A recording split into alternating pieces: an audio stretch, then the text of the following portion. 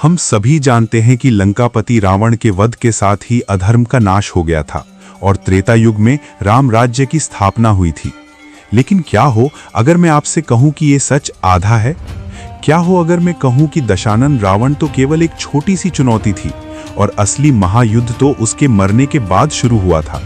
इतिहास के पन्नों में एक ऐसा अध्याय छुपा है जहां मर्यादा पुरुषोत्तम राम के दिव्य बाण भी विफल हो गए थे, जहां हनुमान जी की शक्ति भी कम पड़ गई थी। आज हम उस गुप्त कथा का खुलासा करेंगे जब एक 100 सिर वाले महादानव ने देवताओं को घुटने टेकने पर मजबूर कर दिया था।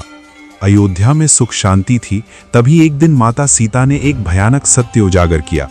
उन्होंने बताया कि लंका के रावण का एक बड़ा भाई है, शतमुख रावण, यानी 100 सिरों वाला रावण। वह पुष्कर द्वीप पर रहता है और उसकी शक्ति लंकापति से 1000 गुना अधिक है। उसे स्वयं ब्रह्मदेव से वरदान प्राप्त है कि कोई भी पुरुष, चाहे वह देवता हो, गंधर्व हो या मानव, उसका वध नहीं कर सकता। ये सुनकर विभीषण ने पुष्टि की कि शतमुख रावण अब अपनी सेना के साथ तीनों लोकों पर कब्जा करने की तैयारी कर रहा है। ये जानकर भगवान राम ने तुरंत अपनी सेना को युद्ध के लिए तैयार होने का आदेश दिया। श्री राम, लक्ष्मण, हनुमान और पूरी वानर सेना पुष्कर द्वीप पहुंची। ये स्थान लंका से बिल्कुल अलग था। यहाँ का वातावरण ही विषैला था। जैसे ही राम की सेना ने द्वीप पर कदम रखा, शतमुख रावण की मायावी सेना ने उन पर हमला बोल दिया। ये युद्ध सामान्य नहीं था। यहाँ के राक्षस हवा में गायब हो सकते थे और आग उगल सकते थे। शुरुआत में हनुमान जी और अंगद ने अपनी गदा से कई राक्षसों का संहार किया, लेकिन शत्रुओं की संख्या कम होने के बजाय बढ़ती ही जा रही थी। तभी युद्ध भूमि में भूचाल आ गया।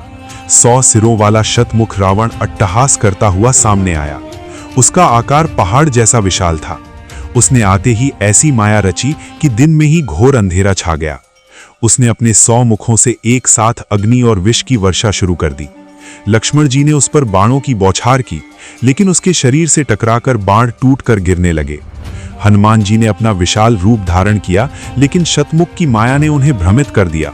अंत में जब कोई उपाय नहीं बचा तो प्रभु श्री राम ने उस महाअस्त्र का संधान किया जिसका कोई काट नहीं था, ब्रह्मास्त्र। लेकिन जैसे ही ब्रह्मास्त्र शतमुख रावण की ओर बढ़ा, उसके वरदान के प्रभाव से वो अस्त्र एक फूल की तरह उसके गले में जा गिरा। ये देखकर तीनों लोग स्तब्ध रह गए। इसके बाद शतमुख रावण ने अपनी सबसे भयानक मोहन माया का प्रयोग किया।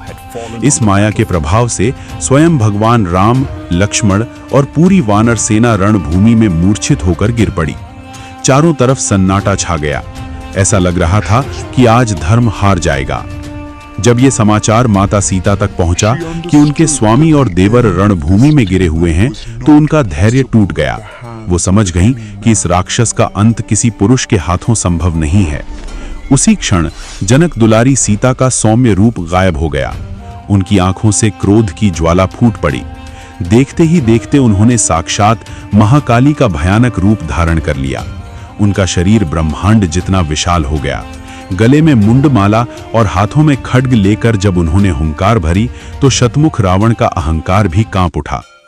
देवी काली रणभूमि में बिजली की गति से कौंधी। उन्होंने शतमुख रावण की सेना को पैरों तले कुचलना शुरू कर दिया। शतमुख ने उन पर प्रहार करने की कोशिश की, लेकिन माता ने उसके अस्त्रों को हवा में ही नष्ट कर दिया। फिर शुरू हुआ वो भयानक दृश्य।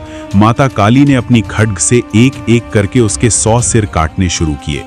उसे वरदान था कि उसका रक्त जमीन पर गिरते ही नया राक्षस पैदा होगा, इसलिए माता ने उसका सारा रक्त पीना शुरू कर दिया। अंततः उस महादानव का वध हुआ और उसका विशाल शरीर धरती पर आ गिरा। रावण मारा गया, लेकिन माता का क्रोध शांत नहीं हो रहा था। उनका तांडव सृष्टि के लिए खतरा बन गया। तब मूर्छा से जागने के बाद भगवान राम ने स्थिति को समझा और वे एक छोटे बालक का रूप धारण कर माता के रास्ते में लेट गए। जैसे ही माता का पैर उन पर पड़ा, वे ठिठक गईं और उनका वात्सल्य जाग उठा। वे पुनः शांत होकर सीता के रूप में लौट आईं। ये कथा प्रमाण है कि नारी केवल करुणा की मूर्ति नहीं, बल्कि समय आने पर वो सृष्टि की सबसे विनाशकारी शक्ति भी है। और इस तरह पुष्कर द्वीप की वह रणभूमि, जहां कुछ क्षण पहले धर्म की हार निश्चित लग रही थी, वहीं अधर्म का पूर्ण अंत हुआ। देवताओं ने राहत की सांस ली, वानर सेना ने जय श्री राम का उद्घोष किया और तीनों लोकों में पुनः संतुलन स्थापित हुआ। लेकिन ये कथा यहीं समाप्त नहीं होती। शास्त्रों में कहा गया है कि यह युद्ध कभी खुले रूप में वर्णित नहीं किया गया, क्योंकि यदि मानव ये जान ले कि स्वयं भगवान राम को भी एक समय पर पराजय का सामना करना पड़ा था, तो उसकी आस्था डगमगा सकती थी। इसलिए इस कथा को गुप्त रामायण का हिस्सा माना गया, एक ऐसी सच्चाई जिसे केवल योग्य आत्माएं ही समझ सकती हैं।